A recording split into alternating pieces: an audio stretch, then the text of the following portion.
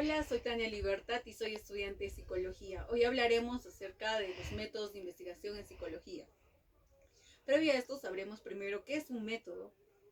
Método viene de la palabra meta, que significa fin, odos, que significa camino.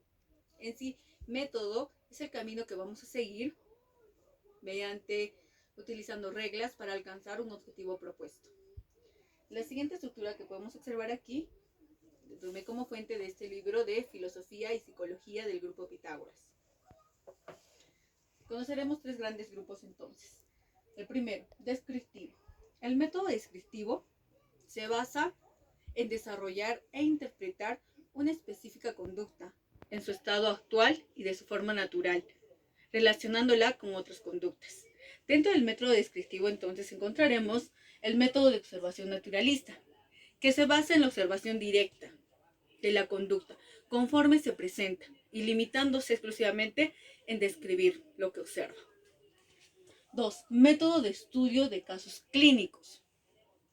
Este método se basa en la observación o en la entrevista directa de los casos, ya sea de un individuo o un grupo de muestra, en circunstancias previstas o controladas, donde el investigador recopila los datos y la información, creando así una historia de vida del examinado.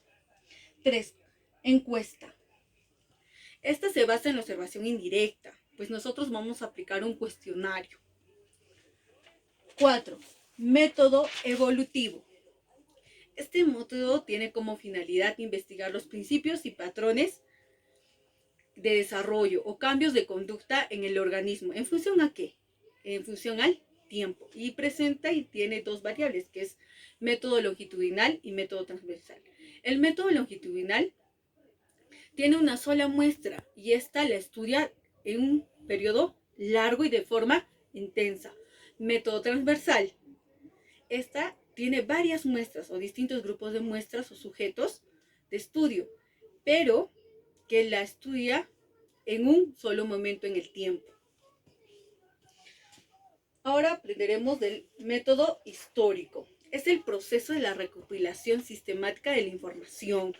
Este método es objetivo y se fundamenta bajo dos fuentes, ¿no? Que pueden ser fuentes primarias y fuentes secundarias. En las fuentes primarias tenemos la reliquia, los restos, etc. En fuentes secundarias tenemos libros, textos, revistas de investigación, entre otros. 3. Método experimental. Este va a determinar la causa que tiene la variable independiente sobre la variable dependiente, exponiendo uno o más grupos experimentales. Factores a controlar. Aquí podemos observar cómo la variable independiente va a influir o qué efecto va a tener en la variable dependiente. Y en este contraste de las dos variables podemos ver también variables ambientales y variables de organismo. Otra clasificación que podemos conocer son estas, que también tenemos tres grupos grandes. A diferencia del anterior, la única diferencia es correlacional y este es histórico. Entonces, hablemos de esta clasificación. Método descriptivo va a registrar las conductas. No va a manipular variables. Correlacional va a detectar la relación entre sus variables. Va a ver la asociación de dos variables, tanto de un fenómeno A como de un fenómeno B. No van a manipular variables. Experimental, ¿qué relación hay de causa y qué efecto va a tener en la variable dependiente? Sí manipula variables independientes. Eso es todo por hoy, espero que les haya gustado. Gracias.